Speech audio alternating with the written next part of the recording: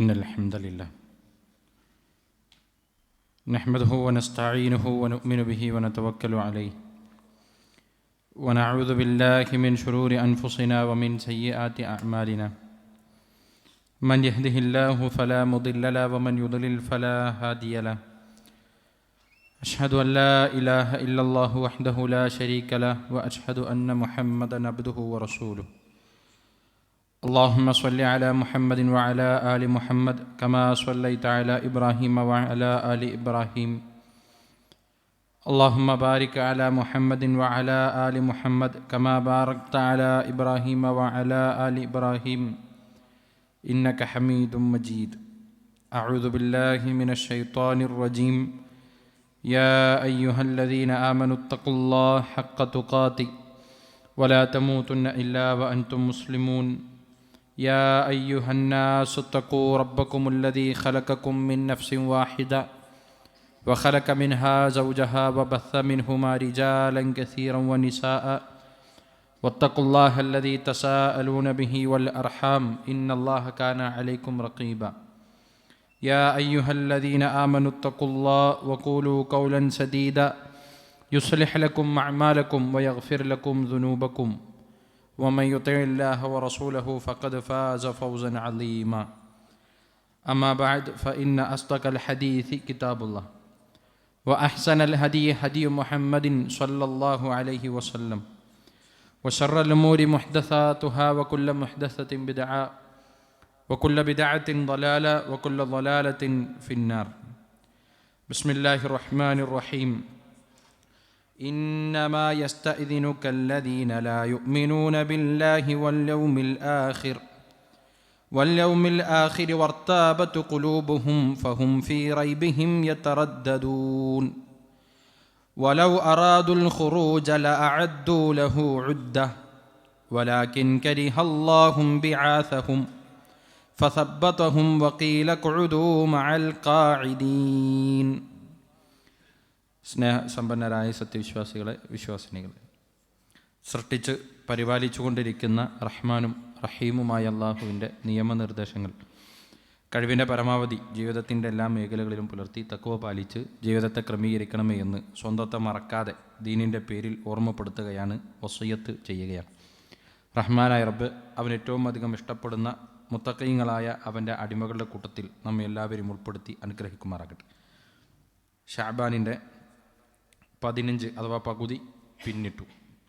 സ്വാഭാവികമായും വിശ്വാസികൾ എന്ന നിലക്ക് നമ്മുടെ മനസ്സും സാഹചര്യവും ശരീരവും എല്ലാം ഒരുങ്ങുന്നത് അത് പരിശുദ്ധ റമളാനിനെ സ്വീകരിക്കാൻ വേണ്ടി തന്നെയാകണം. നമ്മളൊക്കെ അറിയാവുന്നതുപോലെ അല്ലാഹു സുബ്ഹാനഹു വ തആല വിശ്വാസികൾക്ക് ഒരുപാട് അവസരങ്ങളെ കാത്തുവെച്ച് സംവിധാനിച്ച് പരിശ്രമിക്കാൻ വേണ്ടി ആവശ്യപ്പെട്ടിട്ടുള്ള ഒരു സന്ദർഭമാണ് റമളാൻ. പ്രവാചകൻ സ്വല്ലല്ലാഹു അലൈഹി വസല്ലമയോട് ചില സ്വഹാബികൾ വന്ന് പറയുന്ന ഒരു പരാതിയുണ്ട്.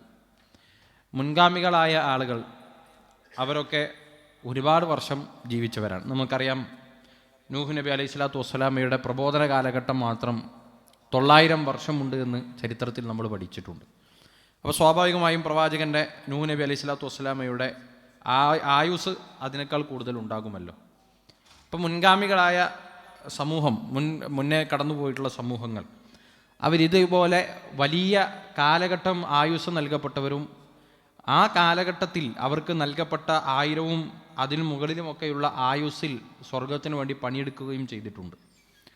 ആ കർമ്മങ്ങളും 70-80 ഒക്കെയാണ് റസൂലുള്ളാഹി സ്വല്ലല്ലാഹി അലൈഹി വസല്ലം നമ്മുടെ ഒരു ആയുസ്സിൻ്റെ ഒരു കാലയളവായി ശരാശരി പറഞ്ഞിട്ടുള്ളത്. അപ്പോൾ ഒരു 80 കൊല്ലം കൊണ്ട് നമ്മൾ പ്രയത്നിച്ചാൽ എത്തുന്നതിൻ്റെ ഒരു പരിധിയും മുൻ സമൂഹമൊക്കെ 1000 വർഷങ്ങൾക്ക് മുകളിൽ അവരെടുത്ത് ചെയ്ത പ്രയത്നവും തമ്മിൽ ഒരിക്കലും സ്വർഗപ്രവേശനത്തിൻ്റെ മാനദണ്ഡമാകുമ്പോൾ നീതിയുക്തമായി വരുന്നില്ലല്ലോ എന്ന സങ്കടം റസൂലുള്ളാഹി സ്വല്ലല്ലാഹി അലൈഹി വസല്ലമയോട് ചില സ്വഹാബികൾ വന്ന് ബോധിപ്പിക്കുന്നുണ്ട്. നബി സ്വല്ലല്ലാഹി അലൈഹി വസല്ലം അതിന് കൊടുക്കുന്ന മറുപടി, മുൻ സമൂഹങ്ങൾക്കില്ലാത്ത ഒരു നേട്ടം എൻ്റെ ഉമ്മത്തിനുണ്ട്. അതെന്താണ്? അല്ലാഹു സുബ്ഹാനഹു വ തആല ചില സന്ദർഭങ്ങളെ, സാഹചര്യങ്ങളെ ഒക്കെ പരിശുദ്ധമാക്കി സംവിധാനിച്ചിട്ടുണ്ട്. ആ സമയത്ത് പരിശ്രമിക്കുന്ന ആളുകൾക്ക് ഈ മുന്നേ കടന്നുപോയ ആളുകൾ അവരുടെ ആയുസ്സിൽ ചെയ്ത കർമ്മങ്ങളോളം എത്താൻ അവസരമുണ്ടാകും. റബ്ബുക യഖ്ലുഖു മാ യശാഉ യഖ്താർ. നമ്മുടെ റബ്ബ് അവൻ ഉദ്ദേശിക്കുന്നതിനനുസരിച്ച് സൃഷ്ടിക്കുകയും അവൻ സൃഷ്ടിച്ചതിൽ നിന്ന് തിരഞ്ഞെടുപ്പ് നടത്തുകയും ചെയ്തിട്ടുണ്ട്.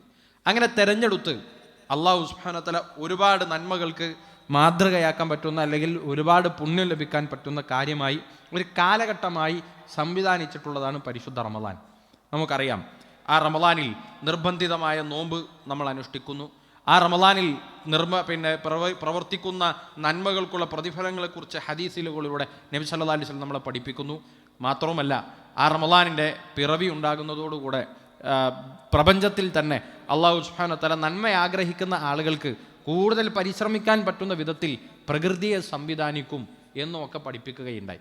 ആ അവസരത്തെ ഏറ്റവും നന്നായി ഉപയോഗപ്പെടുത്തണമെങ്കിൽ സ്വാഭാവികമായും നമുക്ക് കൃത്യമായ ധാരണയും പ്ലാനിങ്ങും ഒക്കെ ഉണ്ടാകണം.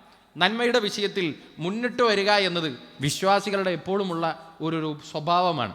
മഹാനായ മൂസാ നബി അലൈഹി സ്വലാത്തു വസ്സലാം അദ്ദേഹത്തിൻ്റെ സമൂഹവും കൊണ്ട് അള്ളാഹുവിനോട് സംസാരിക്കാൻ വേണ്ടി അനുവദിക്കപ്പെട്ടൊരു സമയം ബനു ഇസ്രായേലുകാരെ ഹാറൂൻ അലൈഹി സ്വലാത്തു വസ്സലാമെ ഏൽപ്പിച്ച് മഹാനായ മൂസാ നബി അലൈഹി സ്വലാത്തു വസ്സലാം അള്ളാഹുവിൻ്റെ അടുക്കിലേക്ക് എത്തി. 70ഓളം പോകുന്ന അദ്ദേഹത്തിൻ്റെ അനുചരന്മാർ കൂടെ അള്ളാഹുവിനോടുള്ള ആ മുലാഖാത്തിന് തൂർ സീനയിലേക്ക് പുറപ്പെട്ടിട്ടുണ്ട്.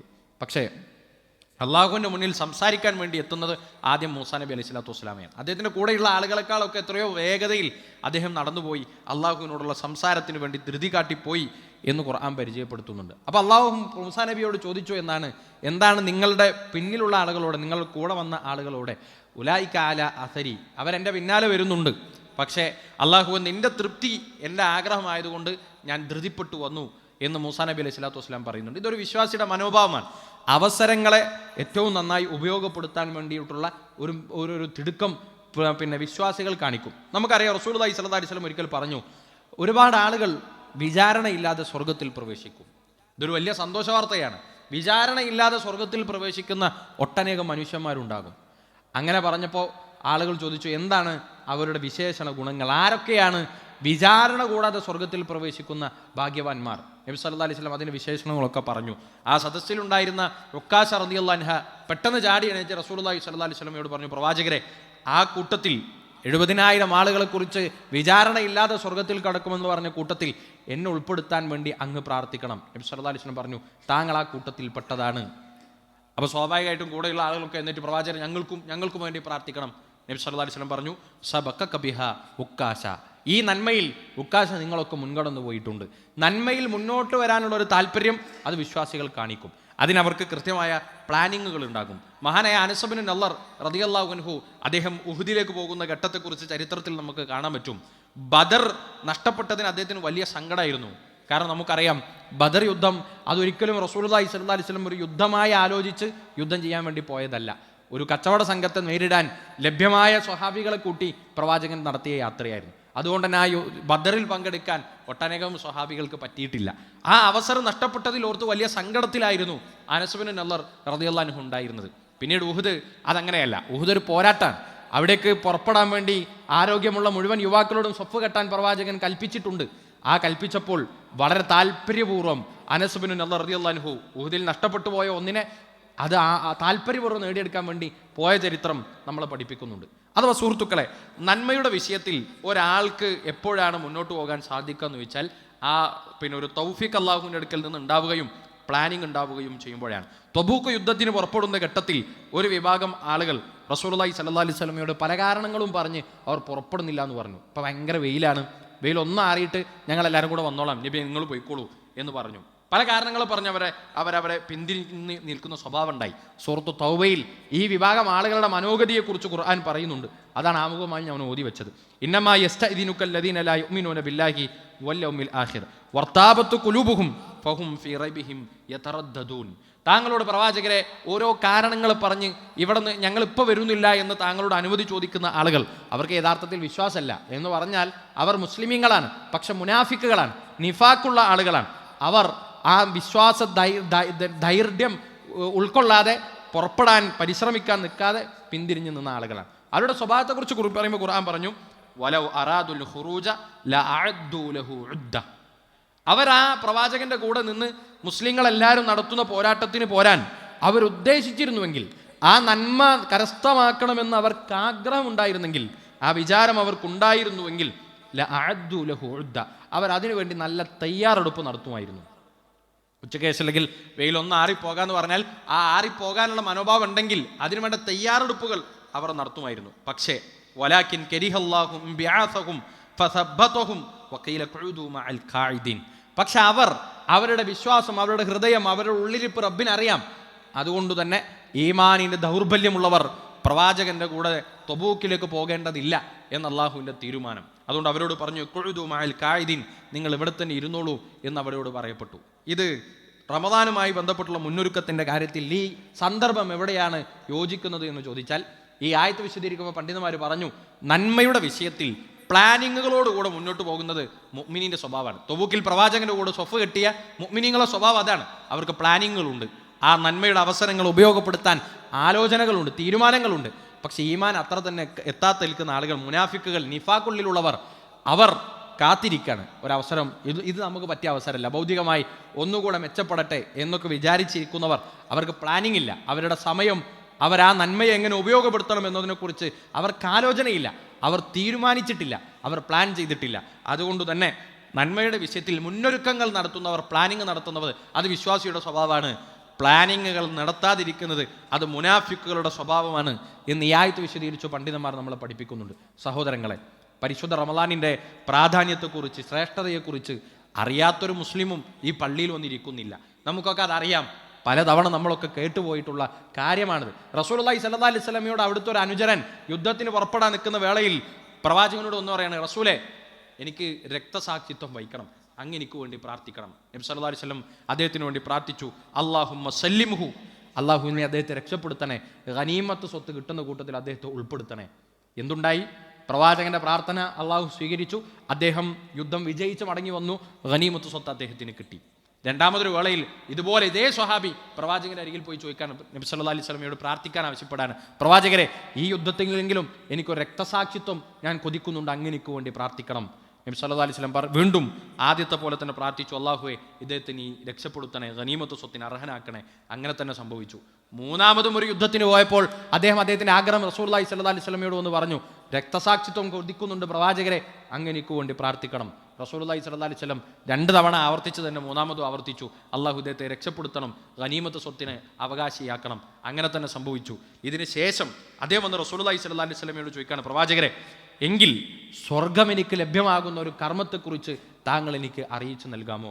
നബി സല്ലല്ലാഹു അലൈഹി വസല്ലം പറഞ്ഞു, നീ നോമ്പ് പിടിച്ചോ, നോമ്പിനേക്കാൾ സ്വർഗത്തിന് നിനക്ക് എത്തിപ്പെടാൻ പറ്റുന്ന മറ്റൊന്നുമില്ല എന്ന് പഠിപ്പിച്ചു കൊടുക്കാനുണ്ടായത്. നോക്കൂ, രക്തസാക്ഷിത്വം കൊതിച്ച് 1, 2, 3 തവണ പ്രവാചകനോട് അവസരത്തെ ചോദിച്ച വ്യക്തി, അദ്ദേഹത്തെക്കുറിച്ച് ഒരുപാട് ഹൈറുകൾ വേറെ പ്രവാചകൻ കണ്ടിട്ടുണ്ടായതുകൊണ്ട് അങ്ങനെ പ്രാർത്ഥിച്ചു. പക്ഷേ ആ ഘട്ടത്തിൽ സ്വർഗം എനിക്ക് ലഭ്യമാകുന്ന ഒരു കർമ്മം പ്രവാചകരെ എനിക്ക് അറിയിച്ചു നൽകൂ എന്ന അദ്ദേഹത്തിൻ്റെ ആവശ്യത്തോട് പ്രവാചകന്റെ പ്രതികരണം നോമ്പനുഷ്ഠിക്കാനാണ്. ആ അർത്ഥത്തിൽ നോമ്പൊരു വിശ്വാസിയെ സംബന്ധിച്ചിടത്തോളം പ്രവാചകൻ സല്ലല്ലാഹു അലൈഹി വസല്ലം ത്വൽഹത്ത് ഇബ്നു ഉബൈദില്ലാഹ് റളിയല്ലാഹു അൻഹു റിപ്പോർട്ട് ചെയ്യുന്ന ഹദീസിൽ നമ്മളെ പഠിപ്പിക്കേണ്ടായി, ഒരു വർഷത്തെ നോമ്പ് കൊണ്ട് രക്തസാക്ഷി നേടിയെടുത്ത സ്വർഗീയ പദവിയേക്കാൾ ആകാശഭൂമിയോളം വ്യത്യാസമുള്ള പദവിയിൽ ഒന്നാമത് സ്വർഗത്തിൽ പ്രവേശിക്കുന്നത് റമളാൻ കിട്ടിയ ഒരു വ്യക്തിയാണ്. 2 വ്യക്തികൾ സമാനമായി ഇസ്ലാമിലേക്ക് ഒന്നിച്ച് ഇസ്ലാമിലേക്ക് പ്രവേശിച്ചു വന്ന 2 സുഹൃത്തുക്കൾ. ഒരു വ്യക്തി രക്തസാക്ഷിയായി, മറ്റൊരാൾ ഒരു വർഷം കൂടെ കഴിഞ്ഞ് സ്വാഭാവിക മരണത്തിന് വിധേയനായി. ഇവർ 2 പേരുടെയും സ്വർഗപ്രവേശനം ത്വൽഹത്ത് ഇബ്നു ഉബൈദില്ലാഹ് റളിയല്ലാഹു അൻഹു സ്വപ്നത്തിൽ കണ്ടു. ആദ്യം സ്വർഗത്തിൽ പ്രവേശിക്കുന്നത് രണ്ടാമത് മരണപ്പെട്ടു പോയ വ്യക്തിയാണ്. ആശ്ചര്യത്തോടുകൂടെ പ്രവാചകന്റെ അരികിൽ വന്ന് ഈ കാര്യത്തെ പറഞ്ഞു. നബി സല്ലല്ലാഹു അലൈഹി വസല്ലം ചോദിച്ചു, അദ്ദേഹം ഒരു വർഷം കൂടെ കൂടുതൽ ജീവിച്ചപ്പോൾ ഒരു വർഷത്തെ നോമ്പ് കൂടെ കൂടുതൽ കിട്ടിയില്ലേ? ഒരു റമളാൻ കൂടെ നോമ്പനുഷ്ഠിച്ചില്ലേ? ഇത്ര റക്അത്ത് അദ്ദേഹം നിസ്കരിച്ചില്ലേ? എങ്കിൽ അവർ തമ്മിലെ സ്വർഗ പദവിയിലെ വ്യത്യാസം ആകാശഭൂമികളോളമുള്ള വ്യത്യാസമാണ് എന്ന് പഠിപ്പിക്കുകയുണ്ടായി. സഹോദരങ്ങളെ, നമ്മുടെയൊക്കെ ജീവിതത്തിൽ വന്നുപോയ തെറ്റുകളെക്കുറിച്ച്, തിന്മകളെക്കുറിച്ച്, അരുതായ്മകളെക്കുറിച്ച്, നമ്മുടെ കർമ്മങ്ങളെ അള്ളാഹു വിലയിരുത്തുമ്പോൾ അത് സ്വർഗത്തിന് അനുഗുണമാണോ നരകത്തിന് അനുഗുണമാണോ എന്ന് നമുക്കൊക്കെ വ്യക്തമായി അറിയാം. ആ ബോധ്യത്തിൽ നിന്ന് അള്ളാഹു നമുക്ക് നൽകുന്ന ഈ അവസരത്തെ ഉപയോഗപ്പെടുത്താൻ ഇപ്പോൾ തന്നെ തീരുമാനിക്കണം, ഒരുങ്ങണം. ആ ഒരുക്കം എങ്ങനെയാണ്? എൻ്റെ സമയത്തിനകത്ത് നിന്ന് റമളാനിലെ പകലുകൾ എങ്ങനെയാണ് ഉപയോഗപ്പെടുത്തേണ്ടത്? എൻ്റെ നാവിനെ നിയന്ത്രിക്കാൻ, എൻ്റെ കണ്ണിനെ നിയന്ത്രിക്കാൻ, എൻ്റെ സ്വഭാവത്തെ നിയന്ത്രിക്കാൻ, പരിശുദ്ധ ഖുർആന്റെ പാരായണത്തിൽ ഞാൻ മുന്നോട്ട് പോകാൻ, നോമ്പ് കൊണ്ട് നേടിയെടുക്കേണ്ട തെക്കുവയെ എൻ്റെ ജീവിതത്തിൽ ചേർത്തി പിടിക്കാൻ ഈ റമദാൻ നമ്മളിൽ എങ്ങനെ വർക്ക് ചെയ്യണം എന്നതിനെക്കുറിച്ച് നമുക്കൊക്കെ പ്ലാനിങ് ഉണ്ടാകണം. പ്ലാനിങ് ഉള്ളവരെ അത്തരം കാര്യങ്ങൾ പൂർണ്ണമായി ചെയ്യുകയുള്ളൂ. നിസ്കരിക്കണമെന്ന് പ്ലാൻ ചെയ്യുന്നവർ മാത്രമേ നിസ്കരിക്കാറുള്ളൂ. നിസ്കരിച്ച് കഴിഞ്ഞാൽ അല്പം സമയം കിട്ടിയാൽ റവാത്തിബ് കൂടെ നിസ്കരിക്കാം എന്ന് വിചാരിക്കുന്നവരാരും റവാത്തിബ് നിസ്കരിക്കാറില്ല. എനിക്കത് നിസ്കരിക്കാൻ ഞാൻ എന്ത് ചെയ്യണമെന്ന് ആലോചിച്ച് പ്ലാനിങ് നടത്തുമ്പോഴാണ് ആ കാര്യങ്ങൾ പൂർണ്ണമായി നിർവഹിക്കാൻ പറ്റുക. അതുകൊണ്ട് റമദാൻ ആകട്ടെ എന്ന് വിചാരിക്കുന്നവർ തബൂക്കിലേക്ക് പുറപ്പെടാൻ അന്യായ കാരണങ്ങൾ പറഞ്ഞു മാറിയിരുന്ന മുനാഫിക്കുകളെ പോലെ ആയിരിക്കും. എത്തിയാൽ ചെയ്യേണ്ട കാര്യങ്ങളെക്കുറിച്ച് ഇപ്പോൾ തന്നെ ചിന്തിച്ച് എൻ്റെ തിരക്കുകൾക്കുള്ളിൽ നിന്ന് ഈ റമദാൻ ഞാൻ എങ്ങനെ അള്ളാഹുലേക്ക് അടുക്കാൻ വേണ്ടി ഉപയോഗപ്പെടുത്തുമെന്ന് തീരുമാനിക്കുന്നവർ അവർക്ക് വിജയിക്കാൻ സാധിക്കും എന്നർത്ഥം. അതിൽ വളരെ പ്രധാനപ്പെട്ടത് നബി സല്ലല്ലാഹു അലൈഹി വസല്ലം റമദാനെ കുറിച്ച് പറയുമായിരുന്ന പ്രധാനപ്പെട്ട കാര്യം ഫീഹി ലൈലത്തുൻ ഖൈറു മിൻ അൽഫി ശഹർ. ഈ മാസത്തിൽ ഒരു രാത്രിയുണ്ട്, ആ രാത്രി 1000 രാവുകളെക്കാൾ ശ്രേഷ്ഠമായ രാവാണത്. എന്നിട്ട് നബി സല്ലല്ലാഹു അലൈഹി വസല്ലം പറഞ്ഞു, ആർക്കെങ്കിലും മൻ ഹുരിമ ഖൈറഹ ഹുരിമൽ ഖൈറു കുല്ലു. ആർക്കെങ്കിലും ആ ദിവസത്തിൻ്റെ ആ രാത്രിയുടെ നന്മ ആർക്കെങ്കിലും നഷ്ടപ്പെട്ടാൽ അവന് പിന്നെ എല്ലാ നന്മയും നഷ്ടപ്പെട്ടു എന്ന് നബി സല്ലല്ലാഹു അലൈഹി വസല്ലം പറയണ്ടായി. ഇതിപ്പോൾ ഒരു മാസത്തിനും ഒരുപാട് മുകളിൽ ഇപ്പോൾ ഇത് ഓർമ്മിപ്പിക്കുന്നത് അന്ന് റമദാന്റെ അവസാനത്തെ 10 തുടങ്ങുമ്പോൾ ലൈലത്തുൽ ഖദ്ർ പ്രതീക്ഷിച്ച് രാത്രി ഇരിക്കണമെന്ന് കരുതുന്നവർക്ക് പറ്റിക്കൊള്ളണമെന്നില്ല. നമ്മൾ 2-3 ആഴ്ചകൾ ലീവ് എടുത്ത് യാത്രകൾ പോകാറുണ്ട്, ഉംറക്ക് പോകാറുണ്ട്, നമ്മുടെ വീട്ടിലെ പരിപാടികൾ ഉണ്ടാകുമ്പോൾ നമ്മുടെ ജോലിയും ക്രമീകരണം മറ്റൊക്കെ നമ്മൾ ക്രമീകരിക്കാറുണ്ട്. ഇപ്പം ആലോചിക്കണം, റമദാന്റെ അവസാനത്തെ 10 റസൂലുള്ളാഹി സ്വല്ലല്ലാഹു അലൈഹി വസല്ലം ആയിഷ ബീവി റളിയല്ലാഹു അൻഹ പറയാണ്, ഹിജ്റ വന്നതിൻ്റെ ശേഷം പ്രവാചകൻ ഒരു റമദാനിലും അവസാനത്തെ 10 എഴുത്തിക്കാഫിരിക്കാതെ വിട്ടുകളഞ്ഞിട്ടില്ല. അന്നിരിക്കാൻ പറ്റണമെങ്കിൽ ഇപ്പോൾ പ്ലാൻ ചെയ്യണം. ആ അർത്ഥത്തിൽ റമദാനെ ഞാൻ ഉപയോഗിക്കേണ്ടത് എങ്ങനെയാണ്? ഓരോരുത്തരും വ്യത്യസ്തമാണ്. നമ്മുടെയൊക്കെ ഈമാനികമായ അളവ് വ്യത്യസ്തമാണ്. നമ്മുടെയൊക്കെ സാഹചര്യം വ്യത്യസ്തമാണ്. ആ സാഹചര്യങ്ങളിൽ നിന്ന് റമദാൻ എന്നിൽ എന്ത് മാറ്റം ഉണ്ടാക്കണം എന്നതിനെക്കുറിച്ച് നമ്മൾ ഓരോരുത്തരും ചിന്തിക്കണം. റമദാൻ്റെ 1-2 പ്രധാനപ്പെട്ട ചില തെറ്റിദ്ധാരണകളെ കൂടെ പറഞ്ഞു പോകേണ്ടതുണ്ട്. ഒന്ന്, റമദാൻ നബി സല്ലല്ലാഹു അലൈഹി വസല്ലം റമദാനിനെ കുറിച്ച് പറയുന്ന ഹദീസിലൊക്കെ പ്രയോഗിക്കുന്ന ഒരു പ്രയോഗം, ഒന്നാമത്തെ ഇദാ കാനത്ത് അവ്വലു ലൈലത്തിൻ മിൻ റമദാൻ. അങ്ങനെയാണ്, റമദാൻ്റെ 1-ാമത്തെ രാത്രിയാകുന്നതോടുകൂടെ റമദാൻ പ്രവേശിക്കുമെന്നാണ് പഠിപ്പിക്കുന്നത്. കാരണമുണ്ട്. ഇസ്ലാമികമായ രീതി അനുസരിച്ച് ഒരു ദിവസത്തിൻ്റെ തുടക്കം അല്ലെങ്കിൽ ഒരു ദിവസം മാറുന്നത് അത് മഗ്രിബോട് കൂടെയാണ്. അതുകൊണ്ടാണ് മഗ്രിബ് കഴിഞ്ഞാൽ ഇപ്പം പിന്നെ ശഅബാൻ 29-30 പൂർത്തിയാക്കി റമദാനിലേക്ക് നമ്മൾ കടക്കുന്ന ദിവസം ആ രാത്രി നമ്മൾ നിസ്കരിക്കും. എന്തുകൊണ്ടാണ്? ആ രാത്രി റമദാനിൽപ്പെട്ട രാത്രിയാണ്. അതുപോലെ തന്നെ മാസപ്പിറവി കണ്ടാൽ പിന്നെ തറാവി നിസ്കരിക്കാറില്ല. എന്തുകൊണ്ടാണ്? അത് പിന്നെ ശവ്വാലിലെ രാത്രിയാണ്. അപ്പം രാത്രി മഗ്രിബോട് കൂടെയാണ് ഒരു ദിവസം ആരംഭിക്കുക. അത് എങ്ങനെയാണ് സംഭവിക്കുക? നബി സല്ലല്ലാഹു അലൈഹി വസല്ലം പറഞ്ഞു, സൂമു ലിറുയതിഹി വ അഫ്തിറു ലിറുയതിഹി. അതിലൊരു സംശയവും ഒരാൾക്കുണ്ടാകാൻ പാടില്ല. അല്ലെ, ഇസ്ലാം പഠിപ്പിക്കുകയാണ് എങ്ങനെയാണ് ഈ മാസങ്ങളുടെ നിർണ്ണയം ഉണ്ടാകേണ്ടത്. അതിൻ്റെ രീതിശാസ്ത്രത്തെക്കുറിച്ച് മാനദണ്ഡം അത് ഇസ്ലാം പഠിപ്പിക്കുകയാണ്. നിങ്ങൾ ആകാശത്തേക്ക് നോക്കൂ, ഹിലാല് അഥവാ ചന്ദ്രപ്പിറവി നിങ്ങൾ കണ്ടാൽ നിങ്ങൾ നോമ്പ് അനുഷ്ഠിക്കൂ, അല്ലെങ്കിൽ അതുപോലെ തന്നെ അടുത്ത ചന്ദ്രപ്പിറവി കണ്ടാൽ നിങ്ങൾ പെരുന്നാളും ആഘോഷിക്കുക എന്ന് വളരെ കൃത്യമായ അധ്യാപനമാണ്. അപ്പോൾ ചിലർക്കൊക്കെ ഉണ്ടാകുന്ന സംശയം, ഇപ്പോൾ നമ്മൾ നിസ്കാരത്തിന് റസൂലുള്ളാഹി സ്വല്ലല്ലാഹു അലൈഹി വസല്ലം എങ്ങനെയാണ് നിസ്കാരത്തിൻ്റെ സമയം മനസ്സിലാക്കിയിരുന്നത്? അതൊരു വടി കുത്തിവെച്ച് സൂര്യൻ്റെ ചലനം നോക്കി നിഴലിൻ്റെ വലിപ്പം നോക്കിയാണ് വക്തുകൾ നിർണ്ണയിച്ചിരുന്നത്. അല്ലേ, ആ വക്തുകൾ നിർണ്ണയിച്ചിരുന്നത് ഇപ്പോൾ നമ്മളൊരു ബോർഡിലേക്ക് കൊണ്ടുവന്നു. നമുക്കിനി എല്ലാ കാലത്തും നടക്കുന്ന നിസ്കാര സമയങ്ങളെക്കുറിച്ച് കലണ്ടറിൽ നോക്കിയാൽ മനസ്സിലാവും. അതുപോലെ എന്തുകൊണ്ട് പെരുന്നാളും നോമ്പും ഒക്കെ നിശ്ചയിക്കുന്ന മാസം ചന്ദ്രൻ്റെ പിറവിക്കനുസരിച്ച് ആക്കിക്കൂടാ എന്ന് ചോദിച്ചാൽ അവിടെയാണ് വ്യത്യാസം. നിസ്കാരത്തിൻ്റെ സമയത്തെക്കുറിച്ച് പറയുന്ന പ്രവാചകന്റെ ഹദീസുകൾ മുഴുവൻ പരിശോധിച്ചാലും നിങ്ങൾ സൂര്യനെ നോക്കണമെന്നും സൂര്യനെ കണ്ടു ബോധിക്കണമെന്നൊന്നും പറഞ്ഞിട്ടില്ല. മറിച്ച് എന്താണ്? ഇദാ സാലത്തി ശംസു. ഹദീസുകളുടെ പ്രയോഗം അങ്ങനെയാണ്.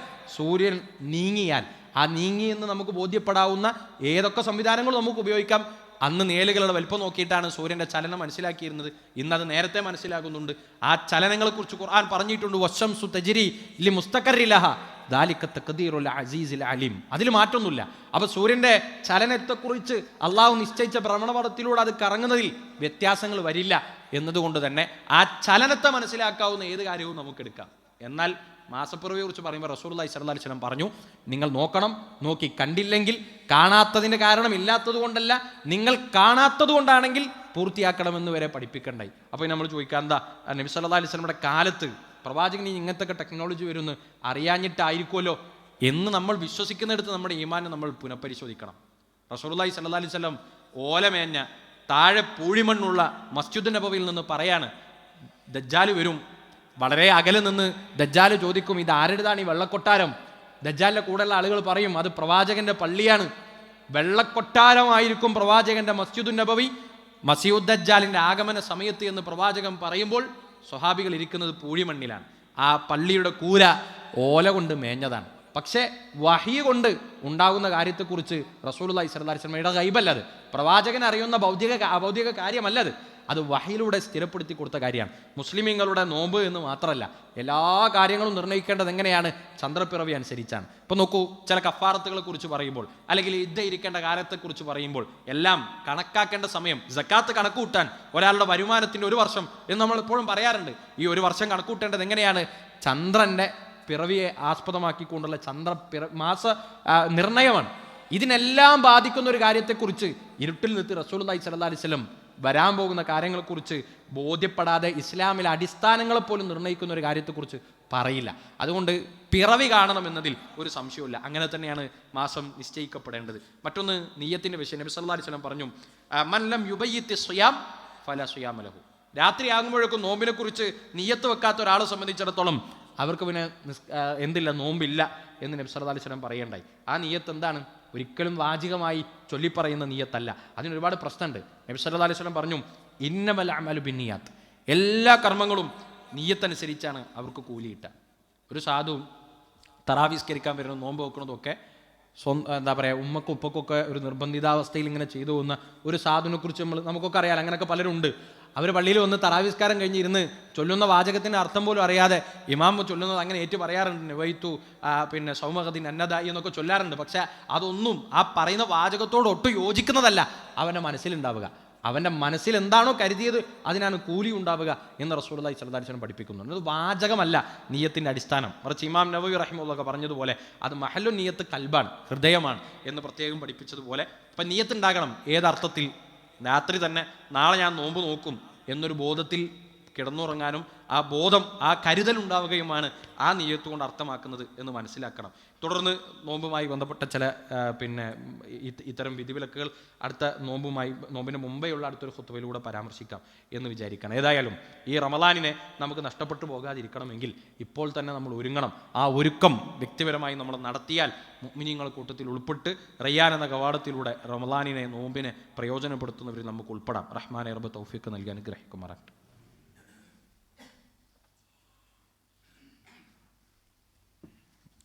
അൽഹംദുലില്ലാഹി റബ്ബിൽ ആലമീൻ വബിഹി നസ്തഈൻ വസ്സലാത്തു വസ്സലാമു അലാ റസൂലില്ലാഹ് വഅലാ ആലിഹി വസഹ്ബിഹി വമൻ വാലാഹ്. യാ അയ്യുഹന്നാസ് ഊസിക്കും വഇയ്യായ സനിയം ബിത്തഖ്വല്ലാഹ്. സഹോദരങ്ങളെ, ലോക അവസാനത്തിൻ്റെ അടയാളങ്ങളെക്കുറിച്ച് പറയുമ്പോൾ റസൂലുള്ളാഹി സ്വല്ലല്ലാഹി അലൈഹി വസല്ലം പറഞ്ഞൊരു കാര്യം, അന്ന് അറിവ് ഉയർത്തപ്പെടും. എങ്ങനെയാണ് അറിവ് ഉയർത്തപ്പെടുക? ആ അറിവ് ആളുകളുടെ ഹൃദയത്തിൽ നിന്ന് പൊടുന്നനെ മാഞ്ഞു പോയിട്ടല്ല അള്ളാഹു അറിവ് ഉയർത്തുക. മറിച്ച് അള്ളാഹു സുബ്ഹാനഹു വ തആല അറിവ് ഉയർത്തുക ബിഖബ്ലിൽ ഉലമാ, പണ്ഡിതന്മാരുടെ മരണത്തോടുകൂടെ ആയിരിക്കും. ഇപ്പം നല്ല അവബോധമുള്ള ദീനി വിഷയങ്ങളിൽ ഇരുത്തം വന്ന പണ്ഡിതന്മാർ അവർ മരണപ്പെടും. അവരെ പകരം വെക്കാൻ അവർക്ക് ചൂടെ വരുന്ന ആളുകൾക്ക് കഴിയാതിരിക്കും. അങ്ങനെ അറിവ് ഈ ലോകത്തു നിന്ന് പാടെ ഉയർത്തപ്പെടും എന്ന് നബി സല്ലല്ലാഹു അലൈഹി വസല്ലം പറയുന്നുണ്ട്. ആ അറിവ് ഉയർത്തപ്പെടുന്ന കാലഘട്ടത്തിൽ എത്തുമ്പോഴുള്ളൊരു അപകടം നബി സല്ലല്ലാഹു അലൈഹി വസല്ലം പറഞ്ഞു, സ്വഹാബികളുടെ കാലഘട്ടത്തിൽ നിന്ന് വിഭിന്നമായി കസീറുൻ ഖുതബാഉഹു വ ഖലീലിൻ ഫുഖഹാഉഹു. അതായിരിക്കും ആ കാലഘട്ടത്തിൻ്റെ അറിവ് ഉയർത്തപ്പെടുന്നൊരു കാലഘട്ടത്തിൻ്റെ സാമൂഹ്യാവസ്ഥ എന്ന് പറഞ്ഞാൽ കസീറുൻ ഖുതബാഉഹു, സമൂഹത്തിൽ ദീനിനെക്കുറിച്ച് സംസാരിക്കുന്ന പ്രഭാഷകരായ ആളുകൾ കുറേ ആളുകളുണ്ടാവും. എന്നാൽ ഖലീലുൻ ഫുഖഹാഉഹു, ദീനിനെക്കുറിച്ച് അവഗാഹത്തിൽ അറിയുന്ന ആളുകൾ കുറച്ച് മാത്രമേ ഉണ്ടാവുകയുള്ളൂ. ആ കാലഘട്ടത്തിൽ എന്തായിരിക്കും സംഭവിക്കുക എന്ന് വെച്ചാൽ ആളുകൾ ദീനിൻ്റെ വക്താക്കളെ മനസ്സിലാക്കി എങ്ങനെ ഖുത്ബ നടത്തുന്ന വായിദുകളെ, പ്രഭാഷകരെ ആയിരിക്കും. അവരോട് പോയി ദീനിൻ്റെ അടിസ്ഥാന മസലകളെ കുറിച്ച് ചോദിക്കും. അവരതിന് മറുപടി കൊടുക്കും. എന്നിട്ട് അവർ സ്വന്തമായി തന്നെ അറിവിൻ്റെ പിൻബലമില്ലാതെ അത്തരം മറുപടികൾ കൊടുക്കുന്നില്ല. അവർ സ്വയമായി നശിക്കും.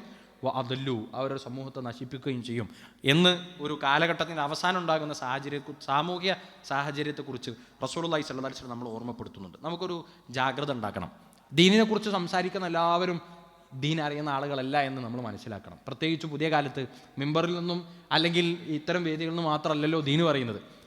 അവനവന് കിട്ടുന്ന സോഷ്യൽ മീഡിയയിലെ പ്ലാറ്റ്ഫോമിൽ നിന്ന് എല്ലാവരും ദീന് പറയുന്ന ഒരു കാലഘട്ടമാണ്. കുറച്ച് എങ്കിലും അറബി ഭാഷ വായിക്കാനും പഠിക്കാനും മനസ്സിലാക്കിയാൽ പിന്നെ അറബിയിലെ പണ്ഡിതന്മാർ എഴുതിയ കാര്യങ്ങൾ വായിച്ച് അങ്ങനെ തന്നെ പറയുകയും സംസാരിക്കുകയും ചെയ്യുന്നത് വളരെ ഗുരുതരമായ അപകടങ്ങൾ ഉണ്ടാക്കും. റസൂലുള്ളാഹി സ്വല്ലല്ലാഹി അലൈഹി വസല്ലം ഒരു വ്യക്തിയോട് ഒരു സംഘത്തോട് യാത്ര കഴിഞ്ഞ് വന്നപ്പോൾ പറഞ്ഞല്ലോ, അതിൽപ്പെട്ട ഒരാൾ, അദ്ദേഹത്തിന് ജനാബത്തുണ്ടായി, കുളിക്കാൻ പറ്റാത്ത രോഗവും ഉണ്ടായി, കുളിക്കണോ അതോ മറ്റു ഉപാധികൾ സ്വീകരിച്ചാൽ മതിയോ എന്ന് ചോദിച്ചു. കൂട്ടത്തിൽ ചില ആളുകൾ പറഞ്ഞു, അല്ല കുളിക്കന്നെ വേണം. ആ രോഗം തലയിൽ മുറിഞ്ഞ മനുഷ്യൻ തലയിലൂടെ വെള്ളമൊഴിച്ച് കുളിച്ചു, അദ്ദേഹം മരണപ്പെട്ടു. നിങ്ങളവനെ കൊന്നു എന്നാ റസൂലുള്ളാഹി സ്വല്ലല്ലാഹി അലൈഹി വസല്ലം പറഞ്ഞത്. അല്ലേ, എത്ര ഗൗരവമാണ്! ദീനിൻ്റെ വിഷയത്തിൽ അടിത്തറയില്ലാതെ പിന്നെ മുകൾ മാത്രം കേട്ട് അല്ലെങ്കിൽ ഒരു ഭാഗം മാത്രം ഒരു അടിത്തറയിൽ നിന്നല്ലാതെ ദീന് പഠിക്കാതിരുന്നാൽ ഉണ്ടാകുന്ന പ്രശ്നമാണിത്. അതുകൊണ്ട് തന്നെ പുതിയ കാലത്ത് അങ്ങനെ നമ്മൾ പ്രത്യക്ഷത്തിൽ കാണുന്ന ആളുകൾ, അവരെക്കുറിച്ച് അവർ നല്ല സ്ഫുടമായി സംസാരിക്കുന്നുണ്ടാകും, അവരുടെ അറബി ഭാഷ വളരെ മനോഹരമായ പ്രയോഗങ്ങൾ അവർ നടത്തുന്നുണ്ടാകും. ഇതിനെല്ലാം അപ്പുറത്ത് ഒരു കൃത്യമായ അടിത്തറയിൽ നിന്ന് ദീന് പഠിക്കാൻ അവർക്ക് ഭാഗ്യം ലഭിച്ചിട്ടുണ്ടോ? അങ്ങനെ ഒരു എന്താ പറയുക, ഒരു പിന്മുറ അല്ലെങ്കിൽ അവർക്ക് അങ്ങനെ ഒരു ബാക്കിംഗ് ഉണ്ടോ എന്നത് നോക്കാതെ അത്തരം ആളുകൾ അവലംബിക്കുമ്പോൾ വലിയ നഷ്ടം ഉണ്ടാകും. നബി സല്ലല്ലാഹു അലൈഹി വസല്ലം പറഞ്ഞ മറ്റൊരു കാര്യമുണ്ട്, അൽ ബർക്കത്തു മഅ അകാബിരിക്കും. നിങ്ങൾക്ക് ബർക്കത്ത് ഉണ്ടാവുക എവിടെയാണ്? നിങ്ങളുടെ കൂട്ടത്തിലെ മുതിർന്ന ആളുകളിലാണ് എന്ന് റസൂലുള്ളാഹി സ്വല്ലല്ലാഹു അലൈഹി വസല്ലം പറയുന്നുണ്ടായി. അതെന്താ? അത് ദീനി വിഷയത്തിലായാലും തന്നെ മുതിർന്ന ആളുകൾ അവർ പഠിക്കുകയും സമൂഹത്തോട് നന്നായി ഇടപെടുകയും സാമൂഹ്യമായി നല്ല ബോധമുണ്ടാവുകയും പക്വതയുള്ളവയും ഒക്കെ ചെയ്യുന്നൊരു സ്വഭാവം, അല്ല പക്വതയുണ്ടാകും. എല്ലാവരോടും പറയേണ്ടതല്ല, ചോദിക്കുന്ന ആളുകളുടെ അവസ്ഥ മനസ്സിലാക്കി കാര്യങ്ങൾ പറഞ്ഞു കൊടുക്കാൻ മാത്രമുള്ള പക്വതയുണ്ടാകുമ്പോഴാണ് ഈ ഒരു വിവരം വളരെ കൃത്യമായി എന്താക്കാൻ പറ്റുക, അത് ആളുകൾക്ക് കൊടുക്കാനും ഉപയോഗപ്പെടുന്ന രൂപത്തിലൊക്കെ അത് പ്രയോജനപ്പെടുകയൊക്കെ ചെയ്യാം. അതുകൊണ്ട് ദീന് അത് ആരിൽ നിന്ന് കേൾക്കുന്നു എന്നത് വളരെ പ്രധാനമാണ്. ഈ കാലഘട്ടത്തിൽ അറബിയിലും വളരെ സ്ഫുടമായി സംസാരിക്കുന്നവരുമൊക്കെ ദീൻ നന്നായി പഠിച്ചവരാണ് നമ്മൾ തെറ്റിദ്ധരിക്കാൻ പാടില്ല. ദീന് അത് പണ്ഡിതന്മാരിൽ നിന്ന് സമയമെടുത്ത് അതിൻ്റെ അടിത്തറകൾ പഠിച്ച് മനസ്സിലാക്കിയവർ അവർ സംസാരിക്കട്ടെ. അത്തരം ആളുകളെ കണ്ടെത്തി അവരിൽ നിന്ന് മാത്രം ദീനിയായ വിജ്ഞാനം നമ്മൾ നുകരുന്നുള്ളൊരു സംശയം ഉണ്ടായാൽ എല്ലാവരോടൊന്നും ചോദിക്കാൻ പാടില്ല. സോഷ്യൽ മീഡിയയിൽ ഇങ്ങനെ കുറേ വ്യൂസും മറ്റൊക്കെ കിട്ടുന്ന ആളുകളാണ്, അതുകൊണ്ട് അവരെ അവലംബിക്കാമെന്ന് ധരിക്കാൻ പാടില്ല. അതല്ല അതിൻ്റെ മാനദണ്ഡം എന്ന് നമ്മൾ മനസ്സിലാക്കണം. പ്രത്യേകിച്ചും ഇന്നിവിടെ അത് പറയാനുള്ളൊരു സാഹചര്യം അൽഹംദുലില്ലാ നമ്മുടെ ജാമിയ അൽ ഹിന്ദ് ആ നിലക്ക് വൈജ്ഞാനികമായ പണ്ഡിതന്മാരിൽ നിന്ന് 5 വർഷം കൃത്യമായി വ്യവസ്ഥാപിതമായി ഇത്തരം കാര്യങ്ങൾ അടിത്തറയിൽ നിന്ന് പഠിച്ച് സമൂഹത്തോട് ഇടപെടാൻ പറ്റുന്ന പണ്ഡിതന്മാരെ വാർത്തെടുക്കാൻ വേണ്ടി നമ്മൾ തുടങ്ങിയ സംരംഭമാണ്. ഒരു 10 പതിറ്റാണ്ട് അത് പിന്നിട്ടു. ഈ ആഴ്ചയിൽ അതുമായി ബന്ധപ്പെട്ട വളരെ പ്രധാനപ്പെട്ട പരിപാടികൾ അവിടെ നടക്കുന്നു. നമ്മളൊരു ബോധം 2-3 കാര്യങ്ങൾ ഓർമ്മപ്പെടുത്താനുള്ളത് നമ്മുടെ പ്രാർത്ഥനയിൽ ഉണ്ടാകണം.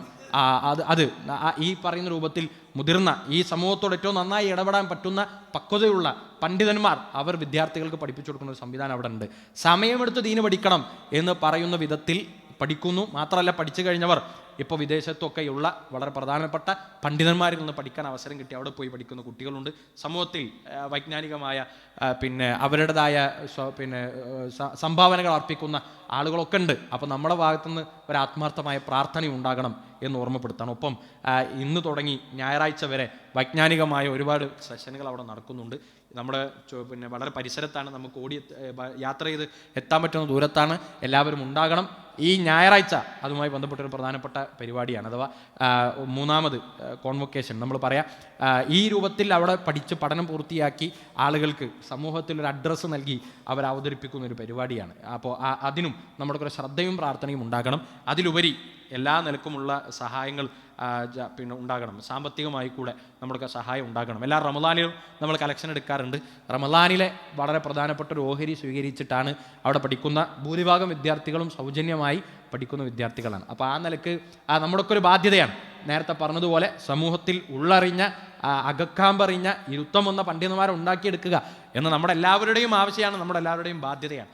അത് നിർവഹിക്കുന്നിടത്ത് നമ്മുടേതായ ഒരു കോൺട്രിബ്യൂഷൻ, ഒരു സഹകരണം സ്ത്രീകളുടെ ഭാഗത്തുനിന്നും പുരുഷന്മാരുടെ ഭാഗത്തുനിന്നൊക്കെ ഉണ്ടാകണം എന്ന് പ്രത്യേകം ഓർമ്മപ്പെടുത്തുകയാണ്. ഈ കോൺവൊക്കേഷനും അതുമായി ബന്ധപ്പെട്ട സാമ്പത്തിക ആവശ്യങ്ങൾക്കും നമ്മുടെ പള്ളിയിൽ ഇന്നോ മറ്റൊക്കെ ആയിട്ട് കളക്ഷൻ ഉണ്ടാകും. നമ്മൾ അതുമായും സഹകരിക്കണമെന്ന് പ്രത്യേകം ഓർമ്മപ്പെടുത്തുകയാണ്. അല്ലാഹു സുബ്ഹാനഹു വ തആല എല്ലാ നിലക്കുമുള്ള ഫിത്നകളിൽ നിന്ന് നമ്മെ എല്ലാവരെയും കാത്തുരക്ഷിക്കുമാറാകട്ടെ.